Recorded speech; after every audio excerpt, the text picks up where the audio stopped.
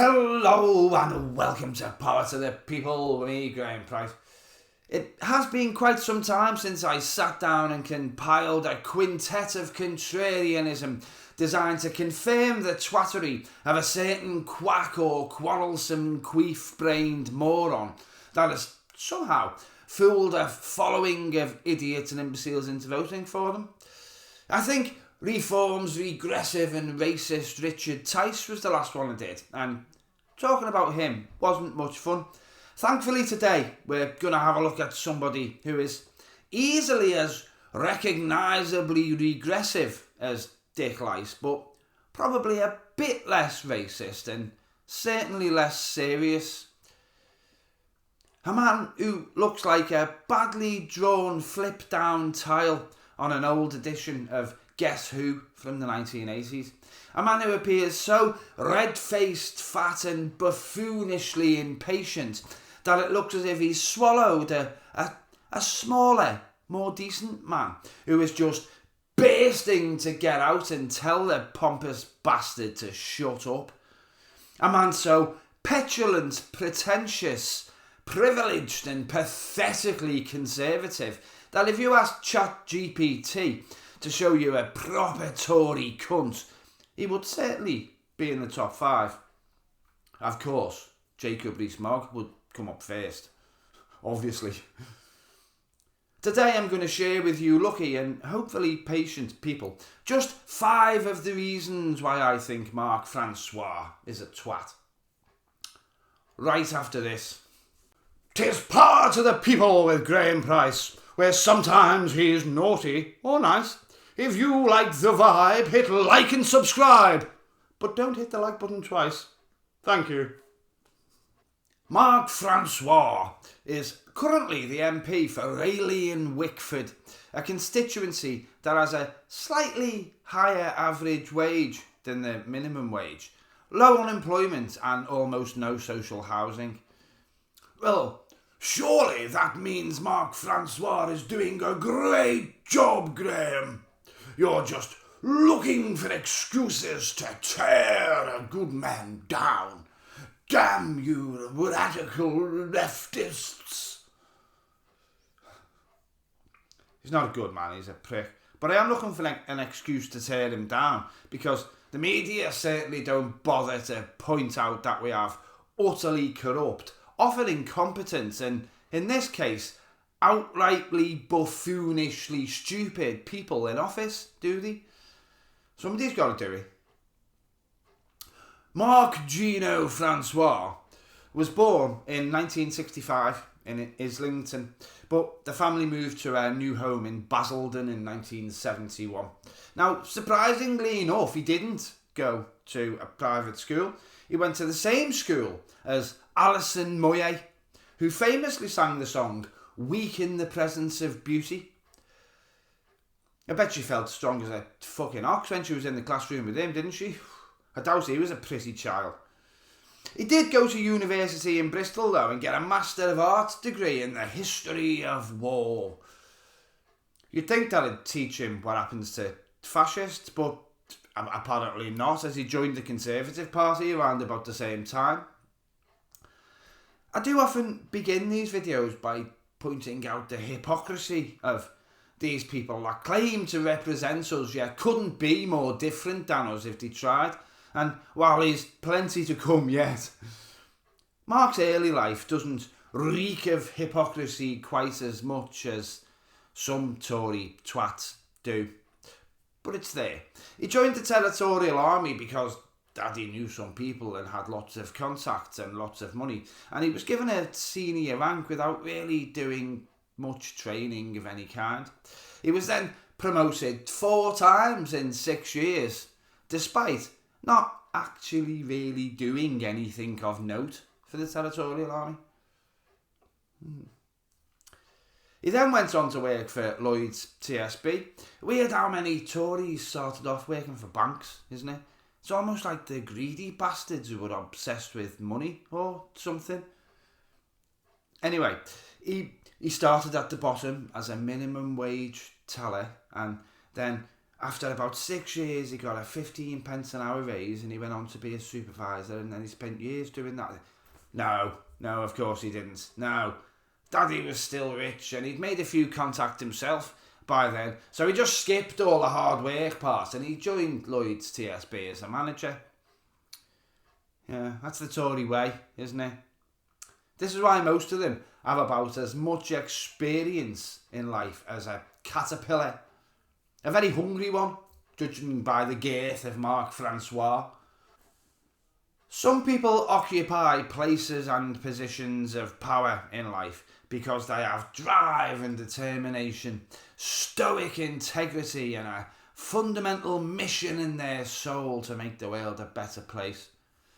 And some people occupy positions of power because they're pompous, privileged, overbearing demanders rather than earners of respect, and because they have the right connections. When these kind of people have lots of different roles in the past, it's usually because they were fucking useless at every one of them, but the people above them knew it just wasn't plausible to sack them. He was a useless, pompous twat. Probably won't stand up to scrutiny in any unfair dismissal tribunal, will it? After starting at Lloyd's Bank as a trainee manager, Mark joined lobbying firm Market Access International. Now there's a vague and sinister name if ever I heard one. Market Access International. It's like 7-Eleven calling itself Place of Buying Things Local. Or the Tory party calling itself Greed and Corruption Nationwide. Isn't it? He then managed to score himself a safe seat, so God knows what he did for who in the Conservative Party to get that. And he went on to serve as Vice Chamberlain of the Household. But he was too shit to do that for very long, so he became Minister of State at the Ministry of Defence. But he's quite thick, so he lasted less than a year in that role. He then managed to become Minister of State for the Armed Forces, but he only did that for 2 years, and the Armed Forces hated him. So he became Minister of State for Communities and Resilience, despite coming from a constituency that had none of the sort of problems a minister in that role might be expected to understand. He then became Minister of State for Communities and Local Government, but he did that for less than a year as well, because his big moment was upon him. He was going to bring out all his best lies and most nauseating charm and throw his not inconsiderable weight behind the Brexit referendum. Yeah, he's another one of those key figures in the epic tale of woe that is Brexit. Nigel Farage is the main twat, obviously, but he didn't fool the nation alone. Consequently, he was treated quite well as Ballbag Johnson systematically purged the Conservative Party of anyone with enough brains to fill a teacup, and he found his place as an antagonising twat in the European Research Group, a group mostly formed to research various ways of convincing the public to blame the EU for everything that they were a little bit angry about. He now heads the European Research Group and is Shadow Minister of Defence. I bet he's still a useless twat, though. Sometimes it's more about what isn't said, isn't it? Sometimes you can get the measure of a man and the miasma of his mind by the terms he uses freely, and they lead you to have suspicions about the terms he uses when he doesn't feel quite so free behind closed doors. The Conservatives are a fundamentally racist party. They hide their racist ideology behind terms like old-fashioned family values. But what they really mean is that they want to live in a place where they don't see black people as often as they did in 1955, and they think they should be free to discriminate against them when they do. A lot of religious people use the same tactics to tacitly hide their homophobia or hatred of trans people or people of other religions. I wouldn't say every Tory is a racist, but until Reform came along, all racists voted Tory, didn't they? Well, Mark has dropped a few quite racist clangers in his time, but I thought I'd highlight one that doesn't just show his casual racism, but also a complete lack of understanding of what that term actually means. And of course, stupidity. In 2022, while talking in the House of Commons about the defence budget, he decided to say, given this defence budget is likely to come under great pressure, why does it take BAE Systems 11 years to build a ship the Japs can build in just 4? Well, it's hardly the N or P word. The likes of Mark leave it to the followers of Tommy and Nigel to keep those racial slurs alive. But Japanese people might find it and the connotations of it quite offensive. I don't know any Japanese people, so I can't check, but lots of other MPs pointed out his disgustingly over-colloquial and carefree use of the term. Apparently the word has not been used in the House of Commons or appeared in the Hansard report since the early 40s. We all know what it was being used to refer to there. He didn't apologise, obviously. But he did say he meant no disrespect and agreed it was unparliamentary language. But then he tried to use the whole thing as an excuse to attack British shipbuilders and suggested the Japanese shipbuilding industry should actually be honoured that he'd mentioned them in the House of Commons and that he was actually complimenting them on their skills when he used a wartime racial slur to describe them. It's been a while, but I think that one warrants the idiom. Even Nadine fucking Dorries couldn't make that one up. Jesus. When the Tories took office in 2010, Mr. Francois had already been a Tory MP, for almost a decade. So I imagine he was brimming with bombastic buffoonery and desperate to vote for anything put before him. The Tories were in coalition at first, but Nick Clegg had proven he was only too willing to drop his kecks and think of England in order to hold the position of Deputy Prime Minister. Literally one of the most useless positions in Parliament. So there was a period of Mark's career when he felt he was free to use his vote to express his true feelings on the issues of the day. Shall we have a little look at a few of the things Mark Francois voted for when the Tories were in office? Mark generally does as he's told, and most dim-witted people do, but he rebelled over the voting on same-sex marriage, voting against it twice. But then he missed the following 4 votes on it, so maybe he didn't feel that strongly about it after all, or maybe he just couldn't be asked to turn up. He voted against the introduction of ID at polling booths when he was in opposition, and, when it was Labour's idea. But as soon as he wasn't in opposition anymore and Jacob Rees-Mogg had explained to him how it would possibly prevent legions of poor, unemployed and black people voting, he changed his mind on that one. Oh look, hypocrisy. What a fucking shocker. There are some issues he clearly does feel a bit more strongly about though. He voted 28 times for a reduction in welfare spending and 12 times against paying disabled people higher benefits. He voted 5 times for benefits not to rise in line with inflation. So he doesn't just want poor people to be poor this year. He thinks they should be progressively poorer as the years go by. He voted against railways, water and energy companies being returned to public ownership, a every possible occasion and has never registered a single vote against any military action anywhere in the world, ever, including Iraq and Libya.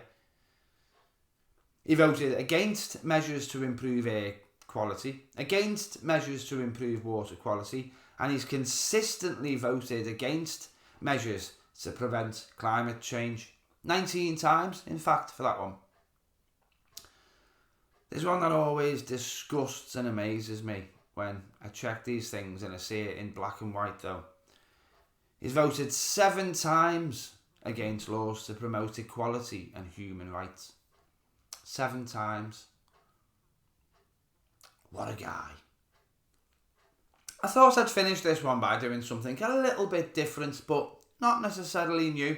I did an experiment on the Tories a while ago, and it was the result of that experiment that have given me the confidence to know I could press ahead with this endeavour.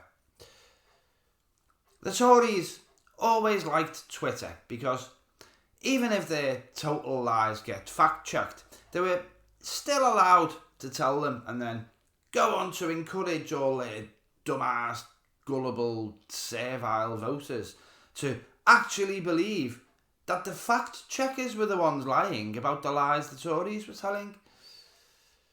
Mayoral election hopeful Susan Hall in 2024 managed to repeat the same outright lie about Sadiq Khan several times a day for every single day of her campaign. She was fact-checked daily as well as given frequent community notices, but she'd simply not respond to those or any of the commenters, and she'd be back posting the exact same lie on Twitter less than 24 hours later. She'd be boosted by Elon Musk nowadays. Well, I was shocked, I tell you, to find that Mark Francois doesn't have a Twitter or a YouTube account or a Facebook page. Some might say it's quite shrewd of a man in his position, but I think it's more likely that he's never progressed past playing spelling games on his Major Morgan and doesn't understand how to set up social media accounts.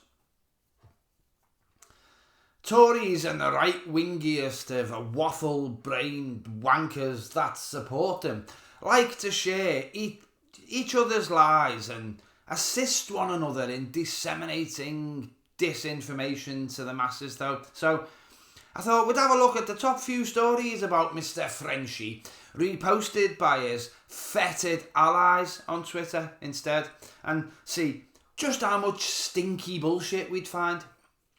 An obviously impartial and non-biased publication calling itself The Reform Daily reposted a section of a GBB's interview where Mark said, "This is all about trying to rejoin the EU by stealth, not in one go, but by grandmother's footsteps." He then complained we have no vote or mandate in the EU. Yes, because you lied to everybody and convinced them that we didn't need to be part of the EU, you pompous fat pillock. We used to have a vote. You're the reason we don't, you useless arse-faced clown. Jesus Christ. Then there's some reform dullard next who has reposted something he said about winning seats in a by-election a little while ago, and then gloating about reform in the comments. The same person's then been shown to be a fucking idiot when, for once, Mark Francois was actually right. Always fun to see a refucker embarrass themselves online, of course, but I don't think I can count that one as bullshit, unfortunately. But the next one's good. Then Talk TV reposts a frankly bizarre claim made by Mark Francois during an interview a few weeks ago, in which he claimed, "Keir Starmer is not the Prime Minister. He is just a man who lives in Downing Street." I think I've got the gist of what he's trying to say, and it's fucking stupid. is trying to infer that there's some sort of weird conspiracy in which the Labour Party is actually an evil socialist collective, and that Starmer is just the figurehead, the masthead at the whims of his communist backbenchers. Fuck's sake. 2 out of 3, hey, as Meatloaf would have said. I don't want to go any further with that. I think we've seen enough. Thank you for watching if you've gotten this far. Some of my earlier 5 Reasons videos are only about 10 minutes long. I don't know how I used to manage it, but hopefully this one hasn't been so long that it's put you off. Fatty Francois is definitely not as much of a monster as some of the Tories are. But he's a pompous, greedy and power-hungry man who cares very little about hypocrisy or dishonesty. I suppose we have to be able to accept dishonesty to be a Tory in the first place, though, don't you? This one hasn't been one of those ones where I look at a person and find that they are utterly deplorable, disgusting and totally disappointing, like Badenoch or Braverman. But Francois is still a very unpleasant man. He should be nowhere near the reins of power. But our whole political system is a reeking, maggot-ridden corpse. So the fact that ghouls like Francois, Rees-Mogg or 30p Anderson could gain power isn't that surprising, is it? I intend to continue highlighting the depravity of those we call our leaders. And if you'd like to help me in the battle against bullshit, then you'll find the links to PayPal, Patreon and the Buy Me a Coffee page engorging themselves on Dunkin' Donuts, paid for on expenses, in the descriptions box. And the join button for memberships is, as always, below. Now that isn't all I have to say, especially about the Tory ways. But it is as much of what I've got to say as I'm going to say today. Ta-ra-la.